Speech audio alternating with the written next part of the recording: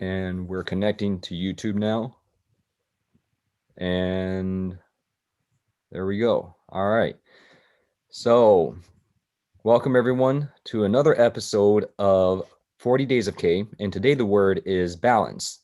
Our guest today is Devshree Golecha, who does a lot of different things. Obviously, they're all very important. So, out of order, since I'm not sure how to order these. She's a okay. She's a mother. She's a wife. She's a best friend to her daughter. Best friend to her husband. She is a professor, also a business leader. She creates a lot of impact wherever she goes. Obviously, you guys can see she's also a community leader in the HBS online community, and I'm sure there's so many other titles that she could wear. So let's have Devshree go ahead and come on and introduce yourself. Uh, Hi, Scotty. Thank you so much for the invite. I really appreciate it, and I feel so honored to be a part of this and sharing a little bit of my life story. You've already covered most of it, but yeah, I mean, I have been, very like if I look at my professional journey, have been very passionate about data science, analytics, and I had analytics at one of the largest credit unions in Texas. And as part of my passion, I teach at University of Houston. So, teaching is one of my passions and enjoy speaking. So yes, here I am sharing some of my life story. Speak at I have been a keynote at several conferences, and I always share my skill and my passion about analytics, data, and so I'm going to cover a little bit about my passion with you today. And yeah, I have a beautiful daughter. I have my husband, and I have uh, two of my fur babies. So yeah, that's about me. All right, all right. And one of the amazing things is when we first met, I think 3 years ago, right? Mhm. We had been assigned to be community co-organizers for Houston, for Yeah. the HBS online community. Mhm. And when we met up, we both were kind of thinking, oh, we haven't heard of this person. It's such a large community, but we weren't aware of each other at the moment. And the first thing that caught my attention is before you weren't a teaching at Houston yet. You were talking, however, about the impact you like to have with your daughter. You're always encouraging her if she wants to go be a scientist, but then you'll turn around next day and say, if you want, go be a dancer. And the next day you'll turn around, if you want, go be a soccer player, go be anything. And a lot of times it's easy for parents. I think, you know, parents tend to say, all right, what's good for your future, or at least what they think. And you're saying, choose the future you want. Mhm. And I think part of it is because the background story is probably that you tell your daughter be everything you want to be. Mhm. So I guess where did that come from? Yeah, I mean, yes, I still remember our conversation, and even today, Kiara is, she's going to turn 8 next month, and she's a little bit of everything. She's a gifted child in math and science, so we definitely see that, you know, that logical mindset, and she enjoys chess, and she's an artist. She loves to play piano. She loves to sing. So we don't really pressurize her that you need to do this or you need to be this. It's like she has her wings. We just need to provide the wings beneath her wings, and then let her just pursue whatever she is truly passionate about. Like if I look at my own journey, my passion has always been around analytics and data, and I have been sticking around my passion. I look at life like this. Instead of pursuing a million things, you pursue that one thing million times, because that's something that you're truly passionate about. And Kiara, being a kid, she still doesn't know because everything fascinates her. Children are amazing, everything fascinates them. They want to learn everything, they want to know everything. They have such a curious mind. I wish I can, you know, I can go back, I can turn back time, and I can also learn so many things. But what I always encourage her is that, yeah, get exposure to different things and then figure out what is that one thing that you truly love and then give it your all. Put all your money and put everything on that. So that's how I look at it. And just because my husband and I, we are, in a technical field, she doesn't need to do the same thing. She could be a musician. We never know. Or she could be a painter. Who knows? Whatever she loves. I mean, we all should do what we are truly passionate about, what we truly enjoy, and where our heart is.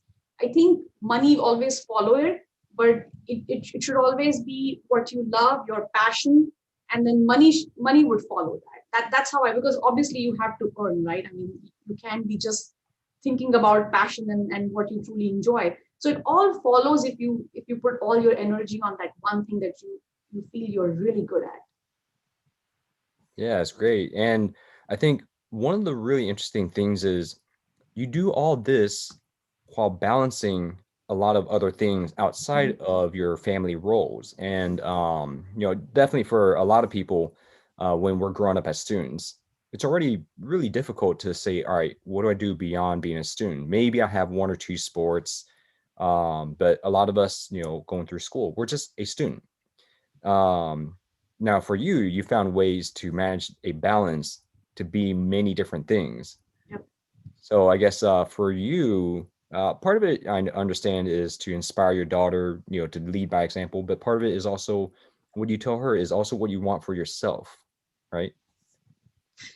Exactly. And that's a great question, Scotty. Many women, in fact, many of the people I know, men as well, they ask me, how do you balance all of it?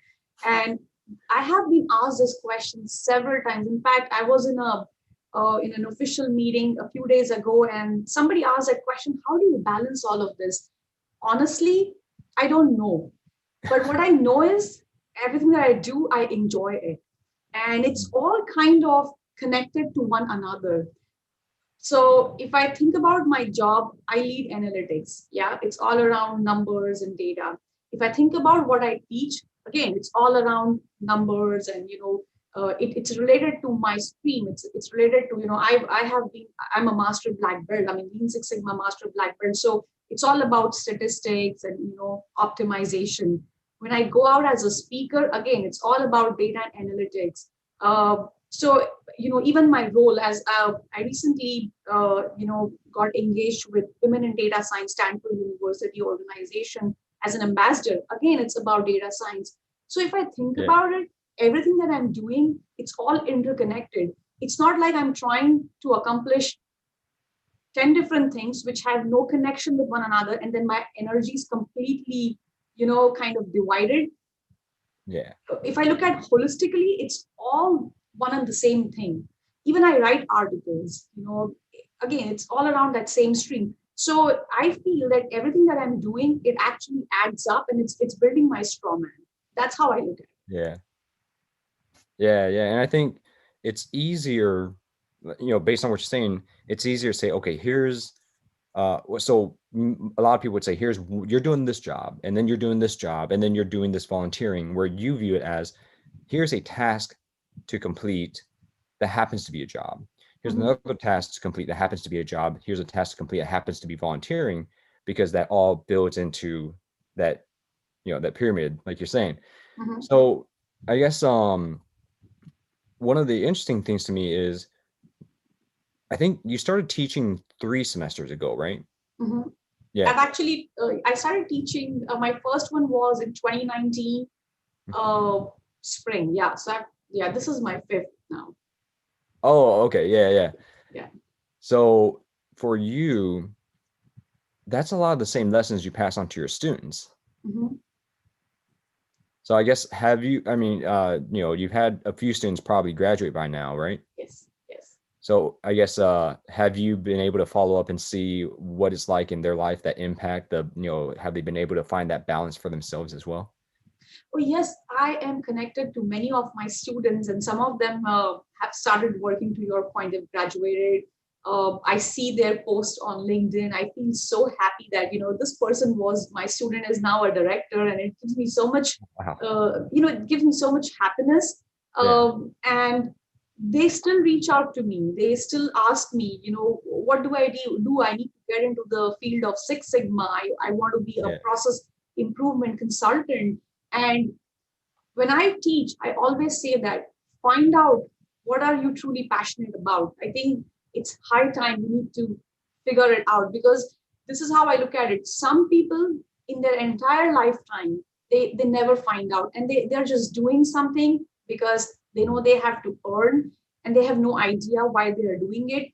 Some people, they find out early, and then we have the Mark Zuckerbergs and the all these Jack Dorsey and all these great legends who have these Yeah. multinational companies, and they figure out so early.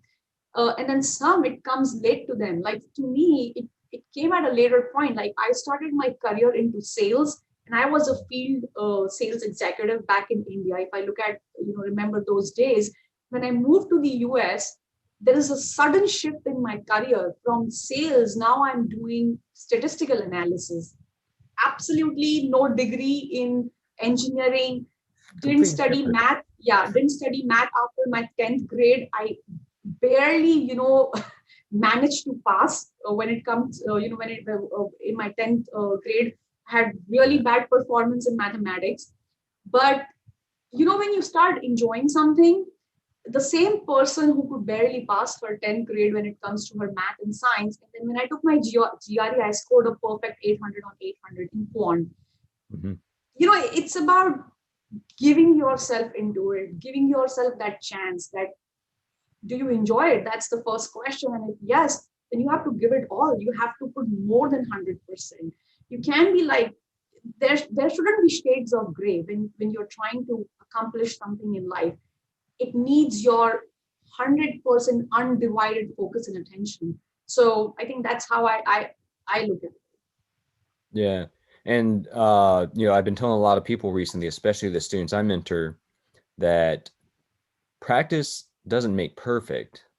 Perfect practice makes perfect because practice Exactly. solidifies your habits.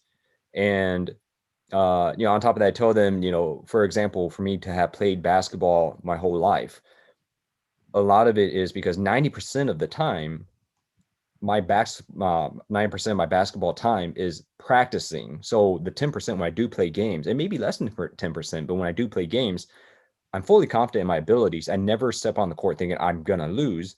Now, if Mhm. I do, all right, go back and practice, shake hands, good game, move on.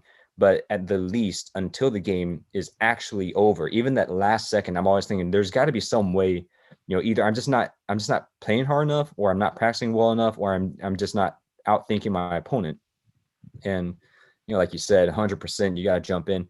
And it's not to say that you can't practice if you're not doing 100%, but you have to maintain that mindset of chasing perfection. Mhm. So, um, you mentioned having done sales in India. What was that like for you, making the transition, sales in India to statistical analysis in the US? I think when I moved to the US, and that was in 2010, when I came here, I came, I got married, and then I came here. I came on a Mhm. dependent visa. Now, I mean, as an immigrant and also on a dependent visa, I really cannot work. I mean, I can work, but I can technically not earn, right? Because Yeah, you're not on a work visa. yeah, It was challenging, and I'm not going to lie about it. It was definitely very challenging because I was already working in India. I left my job, I came here, and but to me, it was important that so here is how my notion is that we have human life. Now, what do we want to do with this life? yeah, There has to be some value. Not everybody becomes a Bill Gates or an Elon Musk or whatever, but still you need to do your part. You have to add some value as a human, mhm, not just to yourself but back to the society. That balance, again, that balance is very important. So when I came here, I had this question of what am I supposed to do, because I technically cannot earn, but I need to do something. And I decided to, and I could not get a sales job either, so that was not even an option for me, and the only thing that I knew was sales. I actually figured out my options. I started as a research assistant, a voluntary research assistant at Oh, University of Chicago. Had no idea what I was getting into. Absolutely, because I wasn't really one of those nerdy students. No, no, not at all. I mean, I was a yeah. salesperson. You tell me something, and I would go ahead and sell that. But I had to figure out something. So I started as a research assistant, and that's where I think the idea to learn statistics came into my mind. That, oh wow, that this looks pretty interesting, but what is this? And so that's where I wanted to kind of dig deeper into it, and then I volunteered with a couple of other organizations, wrote some white papers and things like that. And then came a point where my husband really played a very important role in shaping my career when it comes to Mm, the US. I can't thank him enough for all the guidance and the mentoring that he has provided to me, not just then, but he's a very he's a rock in my life. He supports me. But then I decided that I want to try Six Sigma, and then I started studying for it, and then figuring it out what exactly it's all about, and then that's where my interest for statistics, it grew bigger and bigger, and then I didn't even realize when it became a passion. I started working, I got my first job, my visa got sponsored, my work visa, that was and great. then there was no looking back. I Yeah. will put it like that. Yeah. And I'm glad you mentioned your husband because I was gonna start asking about the experience of balancing your families in India and the Mhm, US.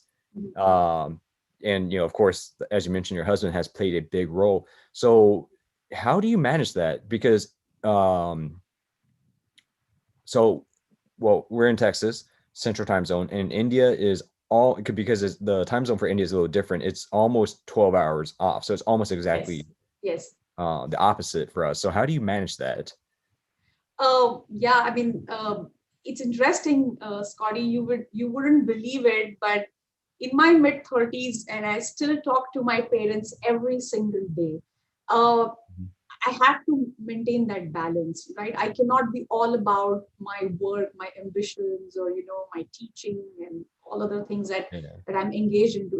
I have to maintain that balance, uh, not just with my husband and my daughter, but with my parents, right? And I'm so thankful to God that I have both my parents, and they are back in India. But this is how I manage it every morning. After getting done with some all my household chores, dropping Kiara to school, and then there is this time in between when I start my first office meeting, and so there are I figure out some time and I speak with them. We have a quick video chat, and thanks to technology, it Mhm. almost feels like we are together. But I'm also connected to some of my relatives back in India. And then some people tell me that even our relatives who are in India, they don't even call us. Then how do you do it? I this is how I look at it. We are social animals, right? Mhm. We can't be all about ourselves. We need family. We need to be Yeah. connected to our roots. We need to connect to our relatives, our friends, and we have to find that time. Everybody has 24 hours, right? And saying that, oh, I couldn't find that time, no. You could get rid of looking at Instagram and Facebook for those 10 minutes and pick up the phone and call your family. It's about the choices that we make. It's about what is our priority. If on my priority list, if family is there, then I will do everything possible during those 24 hours to pick up my phone and make that call. That's what is important. And I also want to add, sometimes I hear some other from some moms that it's so difficult to manage kids and job and work and then house. You know the moment we feel that we are managing kids, it's almost like we are managing a project. No, we have to Mm. enjoy our kids. Yeah. We have to enjoy them. We have to we have to participate in what they enjoy, and cultivate and teach them to participate in what we enjoy. It has to be that balance. For instance, I'll give you an example. Hmm. On the weekends, I have, I'm actually undergoing my degree program, and I'm learning to, I go through my coding lessons, and these are, pretty long sessions every weekend. Now, I initially I had this fear that how will I spend time with Kiara and what would happen. You know what I do? I have her sit next to me, and interestingly, she also enjoys it. So now we are together and we are learning something together. Yeah. When I cook, I don't tell Kiara to go and sit somewhere and do something of your own. I engage her in the same activity that I am doing, and she cooks with me, and she's also enjoying and she's learning how to cook. Yeah. Similarly, when she does art, she taught me how to do art. I mean, I don't want to talk about my art skills, but let's not even go there. But she taught me how to draw, how to paint. So I'm engaged into her activity. And this is what I would tell all moms out there. Don't think that we have to manage our kids, just enjoy them. Think that this is like a buddy I have in my house living with me. Just enjoy with them, like enjoy what they do. Like Kiara sings and we dance along, and we, again, we are not singers, we don't want to talk about our singing skills, but we just enjoy what she does and she enjoys what we do.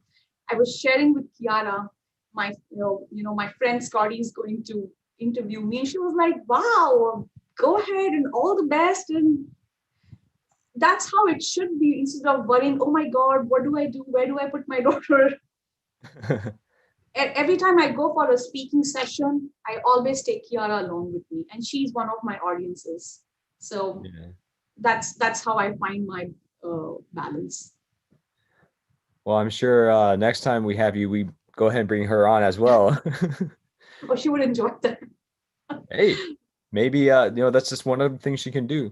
Yeah, I know she would hijack my my call. Welcome to the interview with Kiara, and I guess her mom's here. Yes, that would be great. So you mentioned her art. It looks like in the corner there, at least the corner of your screen, I see a little bit. It looks like a smiley face, Yeah, I love you note, and well, I guess it looks like maybe two I love you notes, and I'm sure yeah. there's more off screen. Yeah, there is more on the other side of the wall. It's just the way I'm sitting. But oh Yeah, yeah, she does this all the time. I think all kids, they love their parents and they want to do things for their parents. And I like every time she does something, I just like to put it on my wall. And I do it on purpose, and I'll share why. This is a room where right now we all are working remotely, and this is my office room. And this is how I maintain my balance.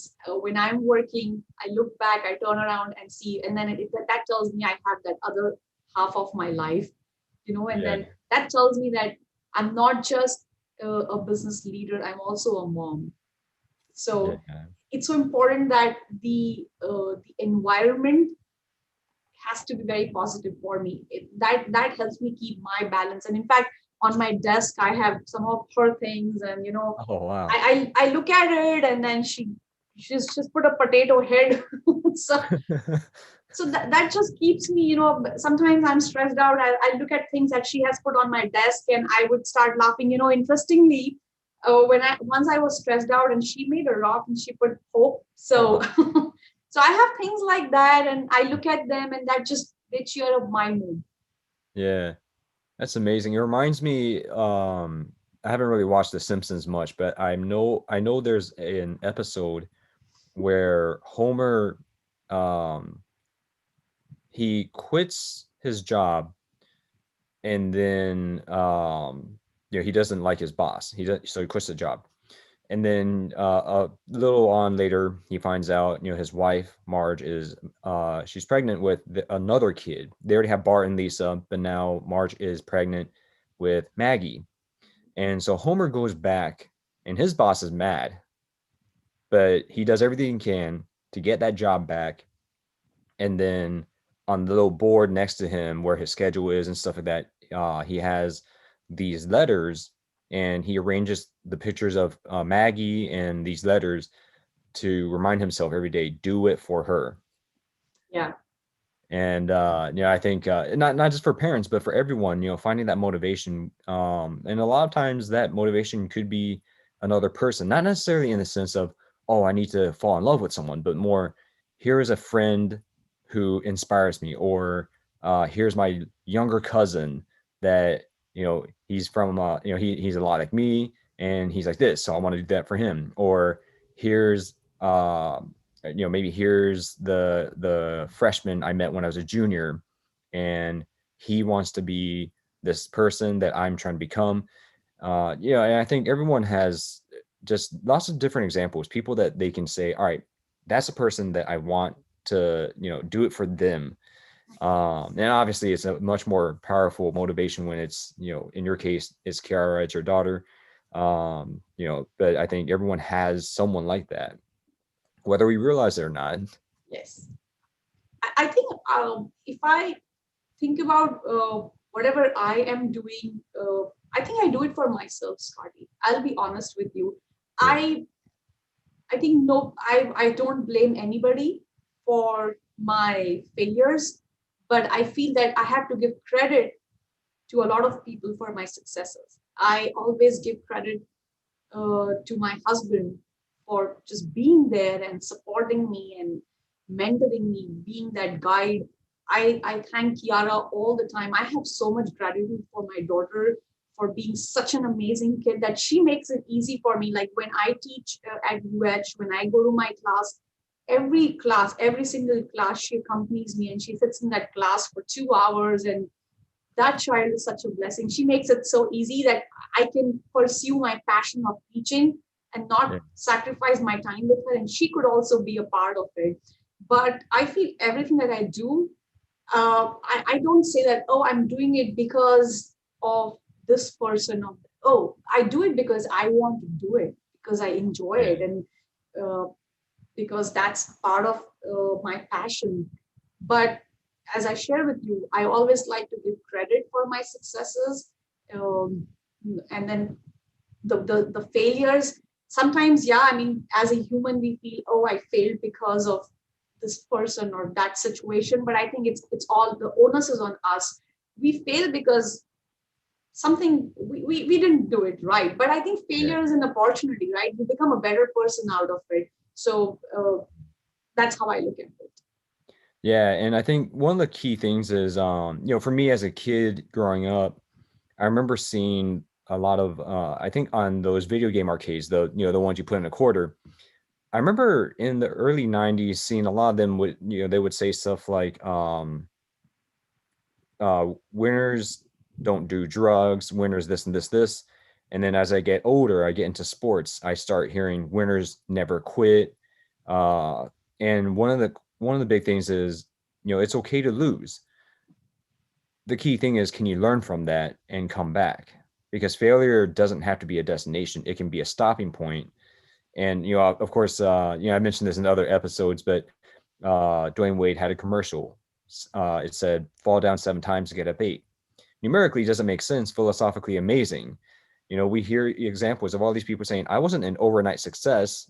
You just Mhm, think I was because no one paid attention when I failed. And now I'm able to succeed.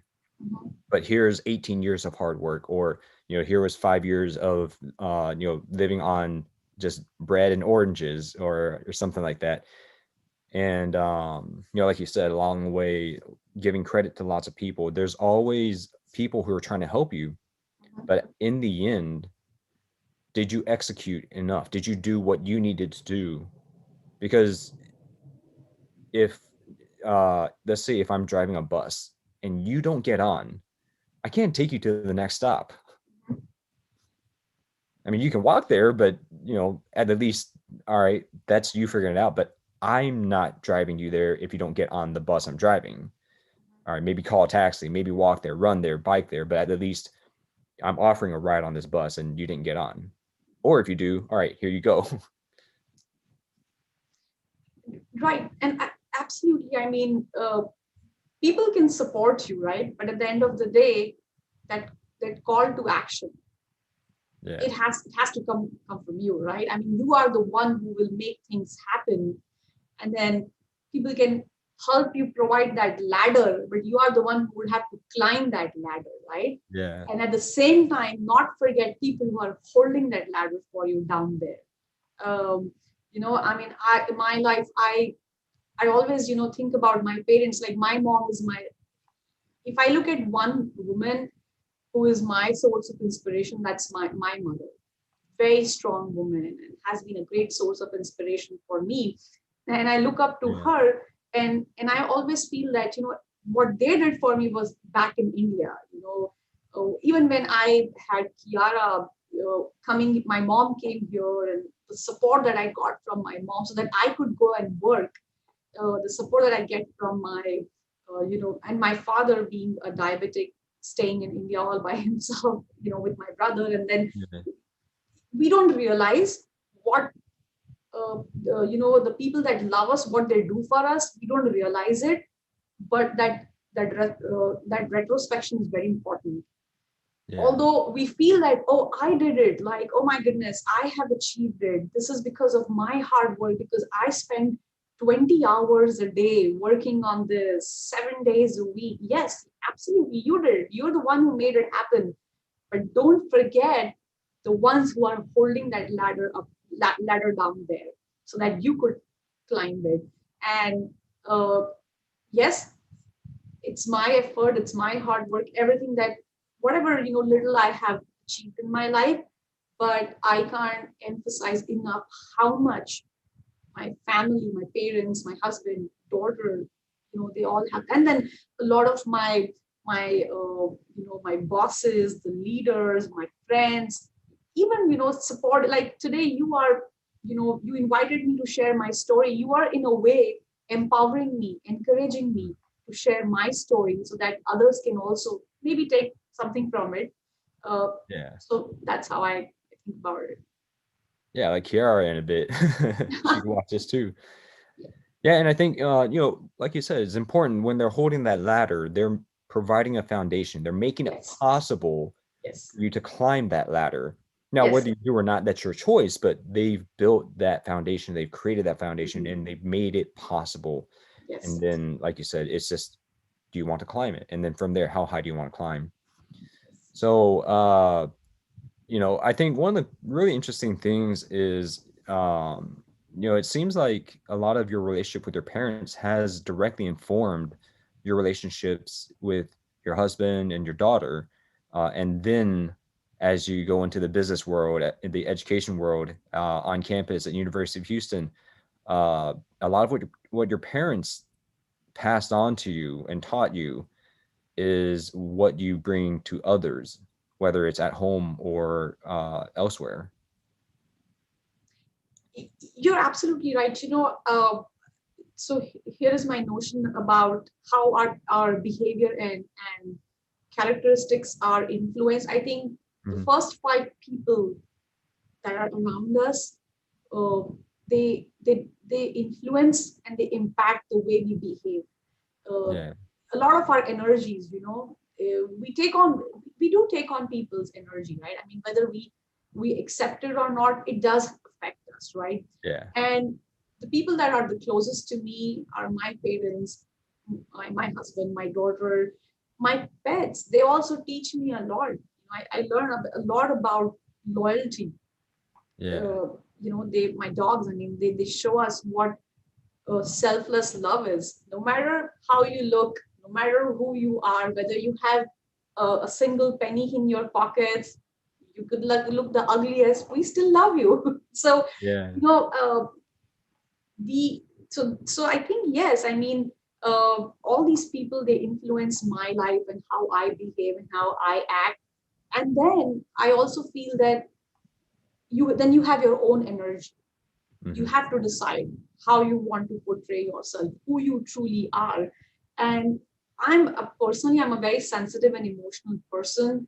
Things do affect me, but I every single day I try to become a better version of myself. A lot yeah, of people, are competitive, and they compete, and they compete with others, and there are competitions, right, mm, that happen. I'm also very competitive, but the only person in my race and the only person that I compete with is myself.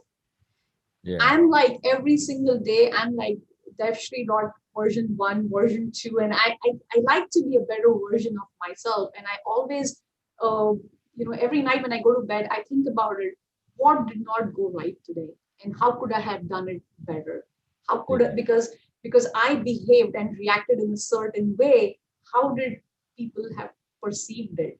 You know, so that is very important. You have to keep that, to your point, practicing. You have to practice and improve your own behavior.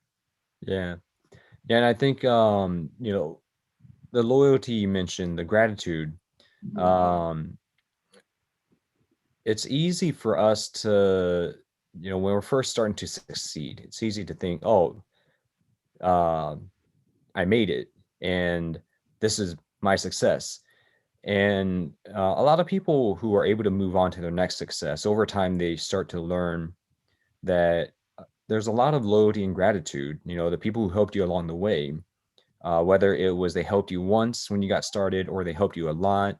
or they still are helping you, or maybe you got to the point where you become someone that they are starting to notice, and then they start helping you. But whatever the case is, when they help you, Mhm. that's always a big deal because we're Yes. all trying to figure out our own next step. And for Mhm. someone to take time out of their next step to Mhm. say, I'm going to help you with yours, like you said, the gratitude and that loyalty, and that, and then for you to be able to say, all right, retrospectively, who has helped you? How can I improve? Sounds like a lot of those things kind of feed how you balance everything, because Yes. you're able to say, yes, I'm trying to do this for myself, but if I fail, that's okay. I have all these people with me, gratitude, loyalty. You can then say, all right, how do I try again? Yes. I agree. Yeah, yeah. And I guess in that case, beyond, you mentioned your parents, your husband, Kiara, are there other people you would like to thank in your family, or just not just your family, in general? Yes, absolutely. I would like to, express my gratitude and thankful to everybody, across my journey, people who supported me and people who did not support me. Thank you so much for not supporting me, so that I figured out that I have to do it by myself, and um, I have to uh, cross that bridge.